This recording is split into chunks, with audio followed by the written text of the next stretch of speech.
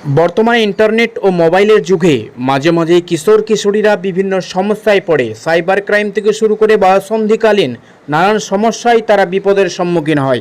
কোনটা ভালো আর কোনটা মন্দ অনেক সময় বুঝে উঠতে পারে না। আর তাই মঙ্গলবার আরামবাগের রামনগর অবিনাশ উচ্চ বিদ্যালয়ের ছাত্রছাত্রীদের নিয়ে এক সচেতনতা শিবির করল আরামবাগ থানার পুলিশ। উপস্থিত ছিলেন আরামবাগ এসডিপিও সুপ্রভাত চক্রবর্তী, আরামবাগ থানার আইসি রাকেশ সিং, আরামবাগ পঞ্চায়েত সমিতির প্রাক্তন শিক্ষা কর্মাধ্যক্ষ দীপক মাঝি সহ স্কুলের শিক্ষক শিক্ষিকা এবং ছাত্রছাত্রীরা। দেখুন বিস্তারিত কি বলছেন সাংবাদিকদের মুখোমুখি হয়ে আমরা শোনাবো। কি জন্য এখানে এসেছেন আপনারা? আমরা এই কচিকাচাদের সাথে ইন্টারঅ্যাক্ট করতে এসেছি যাতে ওদের আগামী ভবিষ্যৎ একটু সুরক্ষিত থাকে। কি কি বিভিন্ন বিষয়ে আমাদের কথা হলো, যেমন যেগুলো আগামী দিনে যেসব বিপদের সম্মুখীন হতে পারে বাচ্চারা, এবং এদের মাধ্যমে আমরা তাদের অভিভাবকদের কাছে অনেক বার্তা পাঠালাম যাতে একটা আমরা সুন্দর আগামী প্রজন্ম পাই। এবং নানা রকম বিপদ, যেরকম আমাদের বাচ্চাদেরকে টার্গেট করে সোশ্যাল মিডিয়াতে অনেক রকমের ফাঁদ পাতা হয়। তারপরে বিভিন্ন আমরা যেগুলো আমরা ফেস করি দৈনন্দিন জীবনে। আমাদের লেডি অফিসার ছিলেন, উনিও অনেক বিষয়ে, যেটা আমাদের ফিমেল স্টুডেন্ট আছে তাদেরকে অবহিত করলো। এবং আমাদের আরামবাগ থানার বড়বাবু রাকেশ সিং, উনিও অনেক কিছু বললেন যেগুলো খেয়াল রাখতে হবে বাচ্চাদের বেড়ে ওঠার সময়।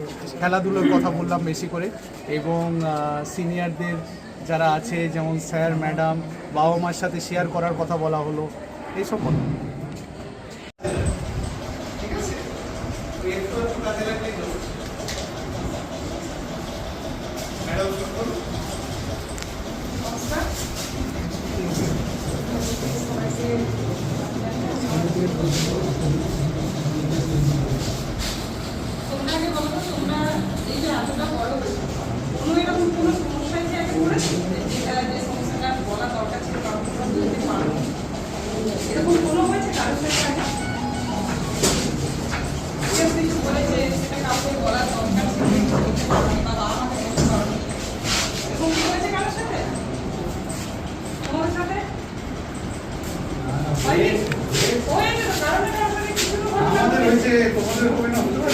যেটা কাউকে বলতে পারা যায়নি, মা বাবাকে হয়তো বলতে গেছো বা বলতে পারোনি, বা কোনো বন্ধু বান্ধব বলতে পারোনি, কোনো সমস্যা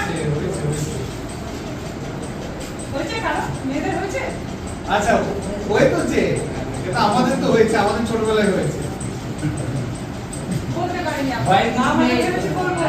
বলতে হবে না, কি প্রবলেম হয়েছে বলতে হবে না। এরকম তো অনেক কথা হয় যেটা বন্ধু বান্ধবদেরকে জানাতে বেশি সহজ হয়, তাই না? যদি মার খেয়ে যায়, তাই তো? ওটাই বলছি।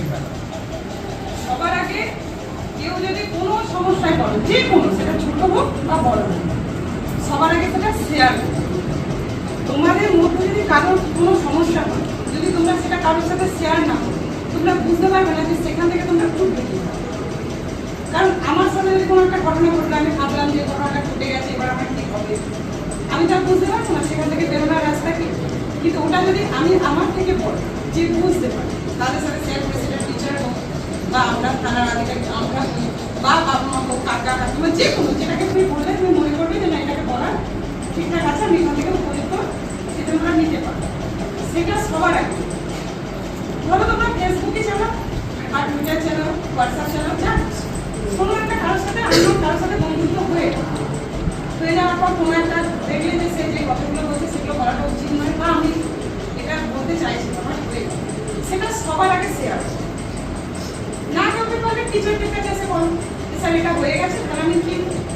মেয়েরা সব থেকে আগে আননোন নাম্বার থেকে ফোন এলো, তোমরা কি ভাবলে ভালো ফোন করেছে, সে বললো যে তোমার এরকম খুব ভালো লাগে, তোমাকে আমি রোজ দেখি স্কুলে যেতে যেতে, তুমি টিউশনে যাও, তোমায়